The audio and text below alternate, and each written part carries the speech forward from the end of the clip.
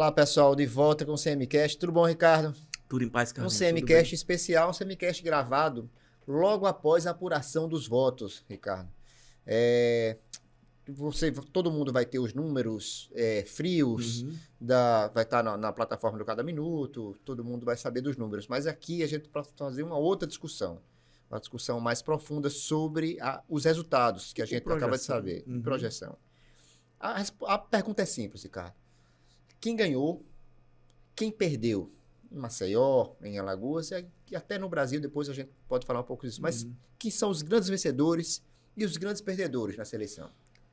Olha, eu tenho uma opinião sobre isso, assim, que vai divergir, em regra, com o senso comum, no que se refere aos perdedores. Os grandes ganhadores são, muito evidentemente, JHC e Luciano Barbosa. Os dois se colocaram hoje na condição de gigantes da política alagoana, rivalizando com os grandes nomes. E aí a gente está falando aqui de Renan Pai, Renan Filho, Arthur Lira, Paulo Dantas e até Marcelo Vitor. Os dois se projetaram com vitórias hercúleas, né? Impressionantes. O Luciano passou de 85% dos votos de Arapiraca. Não é fácil. Não. Arapiraca tem uma tradição de grande disputa. E JHC ultrapassou os 83%, superando aquela votação histórica de Cícero Almeida, que foi o recorde em 2008 de 81%. Que era uma coisa que eu não imaginava, calculei errado, disse aqui, né? Que ele alcançaria, superar esse recorde. Os dois são os grandes ganhadores. Você pode até colocar nesse pacote também o Júlio César, prefeito de Palmeira dos Índios, que sai maior da eleição do que entrou. Só que com detalhe, é um município do eleitorado menor e que já não tem tanta influência nas eleições aqui do estado de Alagoas, da projeção de eleição de deputado, né, como já teve Palmeira dos Índios em outros tempos. Pode ser até que o Júlio César venha, né, a ocupar esse lugar que já foi de Palmeira dos Índios. Mas os dois grandes vencedores, efetivamente, são JHC e Luciano Barbosa. Tem o caso do Marcelo Beltrão, que é icônico, né? Mais de 90% dos votos. Isso não deixa de ser importante, né? Coruripe é um município importante e o Marcelo Beltrão, eu sempre destaquei isso, ele tem um olhar muito especial para a educação. E é inegável, tem sido inclusive assim agora na administração dele de Coruripe. É outro nome importante. Mas, repito, pelas dimensões territoriais e pelo tamanho das populações, sem dúvida nenhuma, do ponto de vista político, até pela repercussão em 2026, os dois grandes vencedores são JHC e Luciano Barbosa. Quanto aos grandes perdedores, se a gente considerar dessa maneira, eu acho que eu vou fugir do senso comum. Seria apontar Renan Calheiros, né? Pai, Paulo Dantas, Arthur Lira também, né? Porque o Arthur ganhou Maceió, mas não ganhou. Ele não tem influência sobre a votação de JHC. A votação de JHC se deve a JHC. Não se deve nem mesmo a Rodrigo Cunha, senador, que será o vice-prefeito. Rodrigo perdeu estofo político na eleição para o governo do estado, quando teve uma eleição na mão e não demonstrou capacidade de transformar em votos a expectativa que se poderia ter em relação a ele. Até pela omissão dele como senador. Foi um senador omisso, repito, decepcionante. Já falei isso por mais de uma vez, aquela história da autoridade que ele teria, por exemplo, de ser o senador da paz, no sentido de combater o avanço das armas com Bolsonaro. Ele não foi, não teve coragem para sê-lo, e isso, entendo eu, diminuiu muito o tamanho dele como político. Mas vamos lá. Calheiros conseguiu eleger, e por isso eu não acho que ele seja o grande derrotado, ele, o Renan Pai, Renan Filho, e mesmo o Arthur Lira, porque eles conseguiram eleger muitos prefeitos no interior. E eles bebem no voto, na votação desses municípios, controlados os eleitores pelos prefeitos, pelo cadastro, pela dependência econômica e social das prefeituras, porque uma coisa que acontece, Maceió tem também, o Santoro até ressaltou Isso. muito bem, né? Uma população muito pobre, até mais pobre na periferia do que no interior.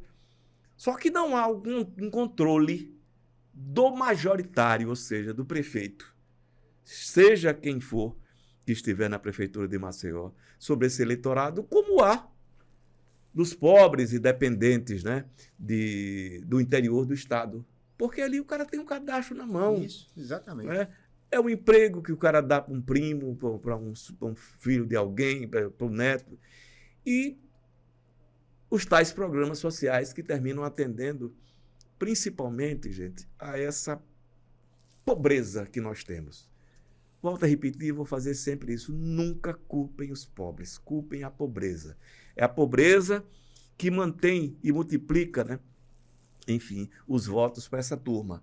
Então, o Renan Calheiros vai continuar tendo, né, uma votação grande nos interiores. Alguns chamariam dos grotões, né? Assim como Arthur Lira. Então, eles não são grandes perdedores. Do ponto de vista da opinião pública, daquilo que se podia imaginar de dois grandes nomes nacionais e terem esse comportamento pífio nas campanhas dos municípios maiores, né? No caso de Maceió, os dois foram escondidos. JHC escondeu Arthur Lira e Rafael Brito escondeu Renan Pai. Renan Filho ainda apareceu um pouco aqui em Maceió, porque ele mira 2026. E mira principalmente não por desejo dele, mas para tentar salvar o mandato de Renan Pai. E aí, vamos lá, nessa história dos eleitores dos municípios mais pobres ou interioranos, né? Isso termina juntando Arthur Lira e Renan Calheiros. Há uma sinalização no final da campanha de que eles podem, sim, se unir em 2026, porque interessa a eles não ter um terceiro nome. Eu não sei quem seria. Até agora lançou-se o deputado federal Paulão, do PT. Lançou-se, né? aqui no CMCast. Lançou-se aqui no CMCast. Que poderia roubar uma das vagas dos dois. E aí eles podem se unir, e a gente já teve isso na eleição de Bill de Lira e do próprio Renan Calheiros, aniquilando a candidatura da Luísa Helena. Eles podem voltar a fazer isso? Por que não? Eles são profissionais. E são profissionais que só vivem como profissionais se tiver mandato. Sem mandato, esses caras não são nada. Não são ninguém. Não são nem consultados, né, pelos outros, porque eles não fizeram laços ao longo dos anos, né? Eles têm subalternos, mas não têm aliados efetivos com quem troque relações de confiança na atividade política. Os dois perderam nos principais centros, né? Principalmente Maceió, né? Que é a capital, o maior eleitorado. Eles perderam aqui. O Arthur, porque foi escondido, né, na campanha eleitoral. Evidentemente, pode-se dizer, ele apoia o JHC. O JHC foi dizer que era apoiado por ele? Nunca. Jamais. Se quer escolher o vice. Se quer escolher o vice. O JHC foi muito esperto, inclusive nisso, né? Foi muito esperto. Escolheu um vice do partido de mamãe, né? Para que tivesse a exclusão de Arthur Lira do debate político eleitoral. Que votação gigantesca, né? Mais de 83%, convenhamos, é uma votação espetacular. Se considerar apenas Maceió, de fato eles foram muito derrotados. E com um detalhe, né? O MDB, desde Djalma Falcão, 1985, né? Não consegue emplacar um prefeito em Maceió. Agora vamos lá. Tem um derrotado nessa história. Tá bom. Considerando a faixa de público e de eleitor dele, ele conseguiu lá emplacar, né? Mas, enfim, é pouco para um governador do estado, não conseguiu eleger um vereador em Maceió. Ele investiu, ele jogou a máquina toda na campanha do Gustavo Pessoa, né? Ele foi a público, eu nunca vi isso. Um governador dizer que tinha um candidato a prefeito, a vereador em Maceió, e perdeu. E ainda puxou o Joãozinho para a derrota. O Joãozinho do MDB, que não era do MDB, era do PSD do Rui Palmeira, né? Foi eleito ali com o Rui Palmeira, quando o Rui Palmeira era prefeito, e que também foi derrotado. Um governador não conseguir fazer um prefeito. Olha o tamanho do cara. O tamanho político dele no eleitorado mais independente é nenhum. Este, sim, talvez possa ser apontado como o grande derrotado. Tudo bem, mantém lá os redutos dele no sertão, mantém. Mas era o que ele tinha quando era deputado estadual. Não consegui crescer depois de 2 anos e coisa, né? No governo do estado, não consegui. E não consegui emplacar um vereador. Aí pode-se dizer, eis um derrotado. Este pode escrever na testa D de derrota, viu, gente? Paulo Dantas, ou Dedê, né? Dantas o derrotado, né? Como diria o Carlinhos. O Carlinhos é muito criativo nessa história. Mas, no final das contas, Marcelo Vitor, que é um outro grande, né? Que a gente poderia fazer uma referência a ele, né?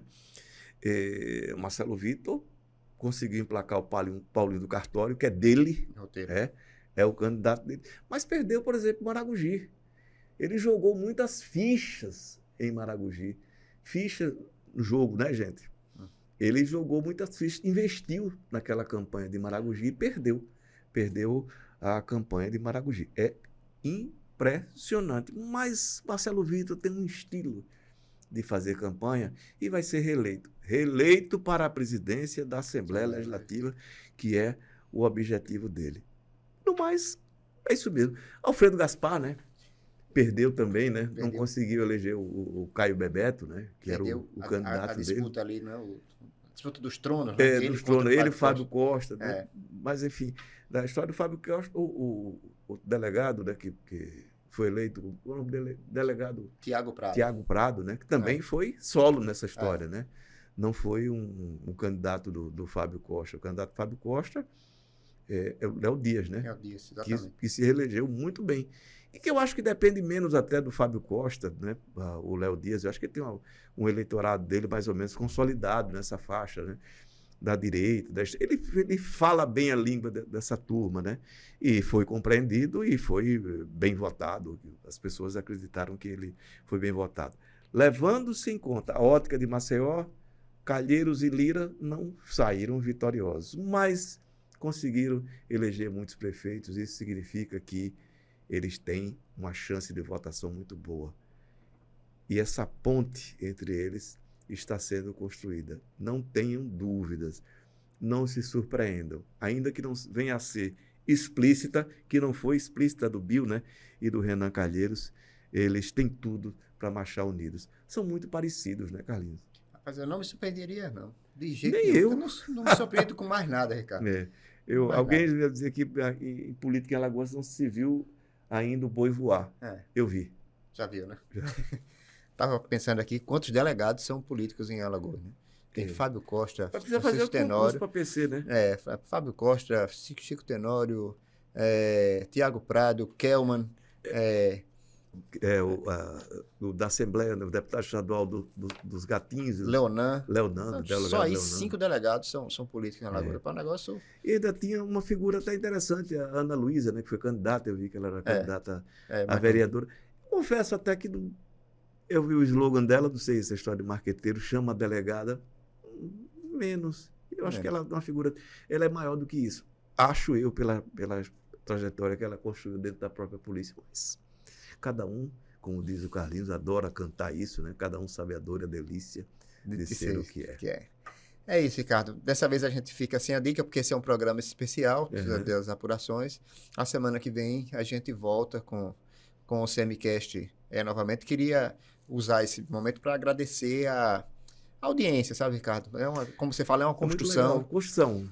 E a gente a repercussão que a gente encontra na rua das pessoas, o número de views que vem aumentando, e a gente espera retribuir isso, né, com informação, com o que a gente tem feito. Vamos continuar trabalhando. E como diz, o Carlinhos gosta muito de cantar essa música, né? Ando devagar, porque já tive pressa, né? Exatamente. Então vamos em frente. Grande abraço, pessoal. Um Até abraço. a próxima semana.